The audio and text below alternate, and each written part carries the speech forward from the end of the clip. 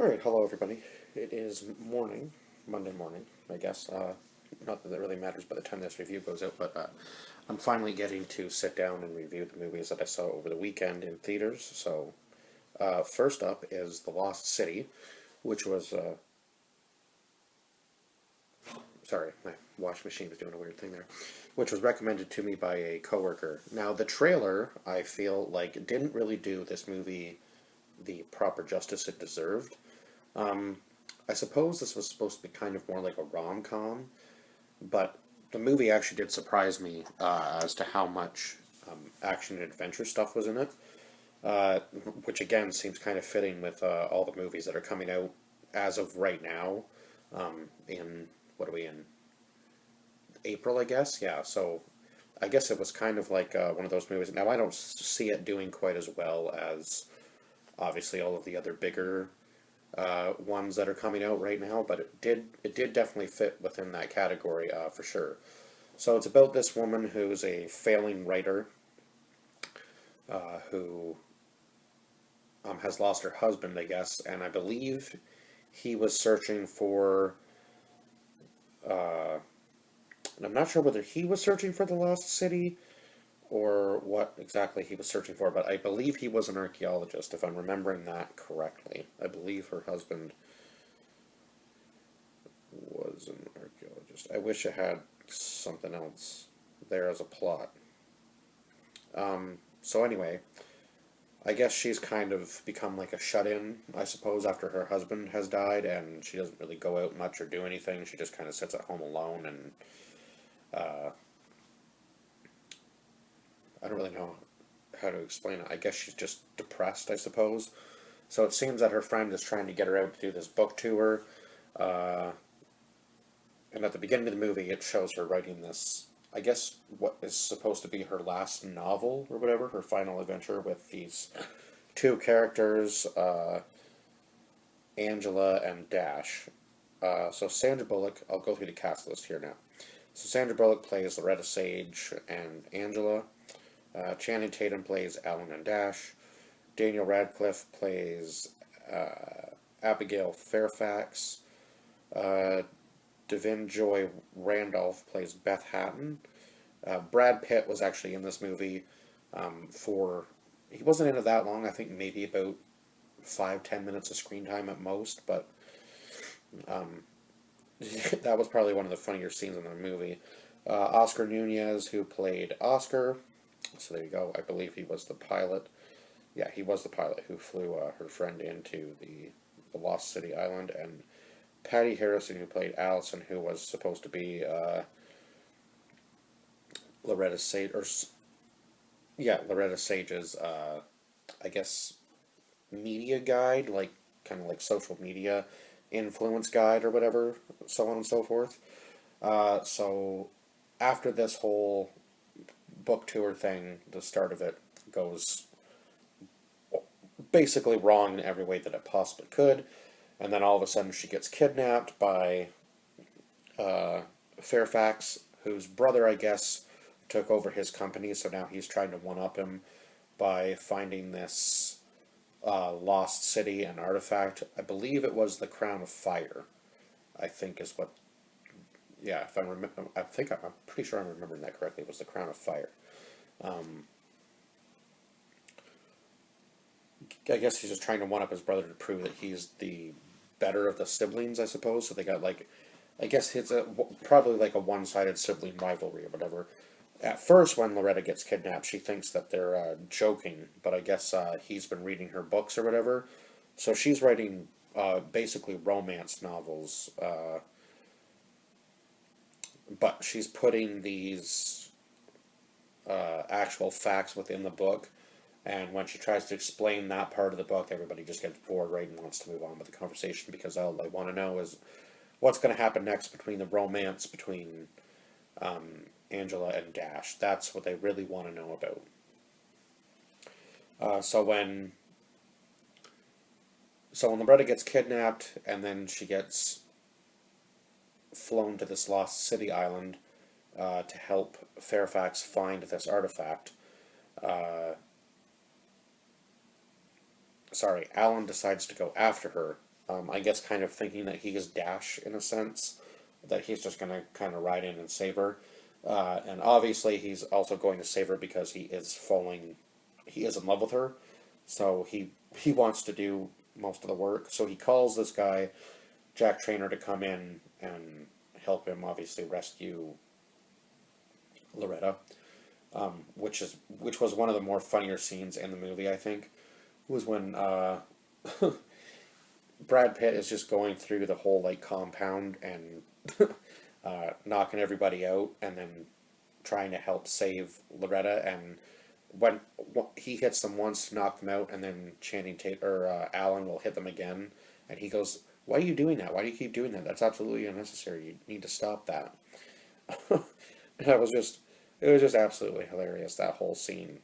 So yeah, I would say if this movie is still in theaters where you are, I don't. It probably won't be when this review comes out, but I hope everybody got to see this movie in theaters, because I think it kind of kicked to the wayside with all the other bigger titles that were out. So this was kind of like a hidden gem, I guess, one that was in with all the other bigger movies that were coming out at the time, which I think kind of sucks because, especially over the last 2 years, this movie probably would have come out at a time where not really anything else was coming out, but because of timing and the way that things have been going over the last 2 years with movies being delayed and stuff, it's just been kind of a mess, right? So everything's all being pushed at the same time, and you got to kind of pick and choose what you're going to go see, based on that, I guess, kind of what you've been waiting for. And some of them, I know I'm not going to get to see every single movie every single year, so sometimes I'm going to have to end up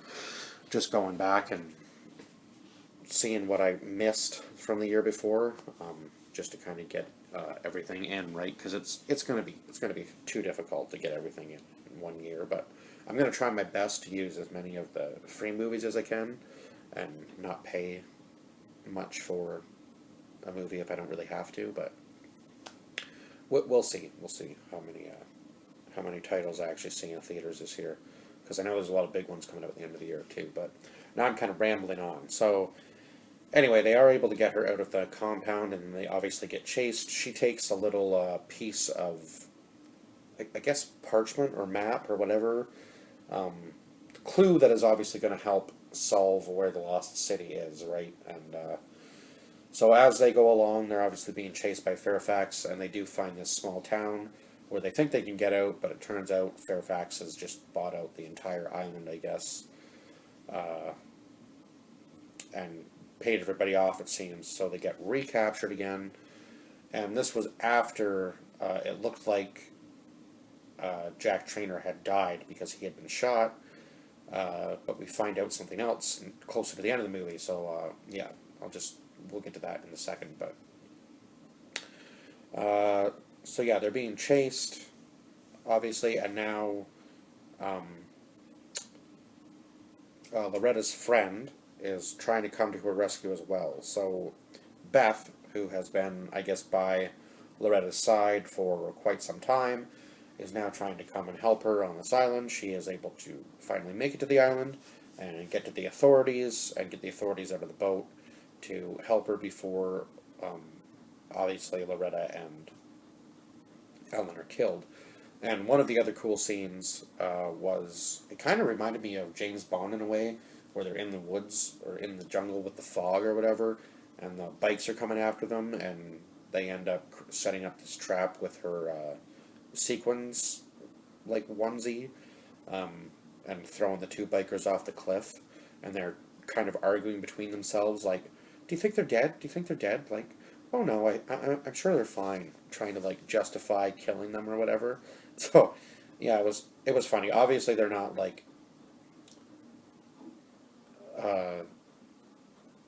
they're not like explorers themselves. So being out in the jungle, uh, obviously would be like a totally new experience for people who are just kind of used to the whole city life. That's for sure.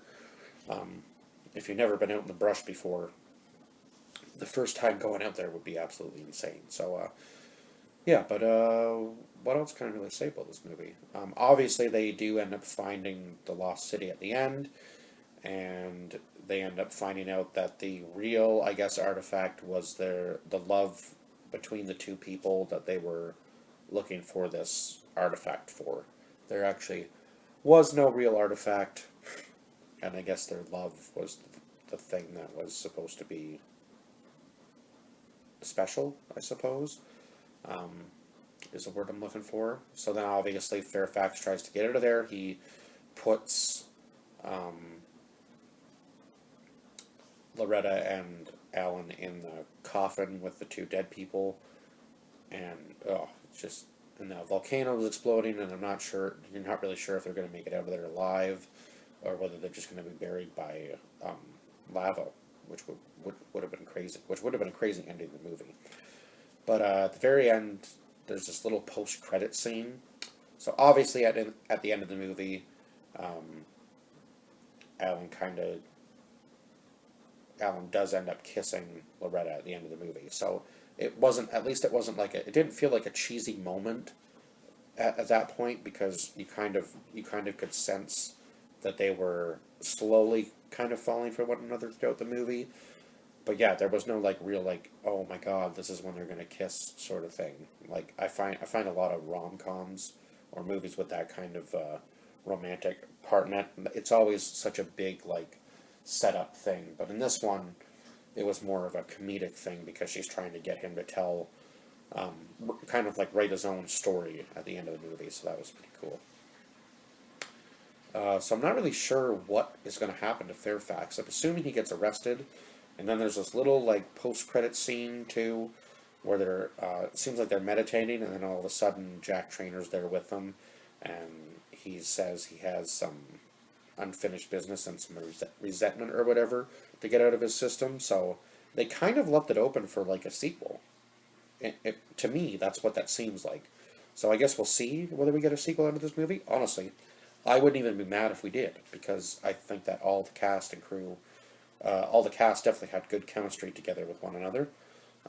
So yeah, I'd be down for a sequel. If this movie makes enough money, do a sequel. I'm not sure what you would call it, but yeah, great chemistry between these actors. So, but I think that's pretty much it.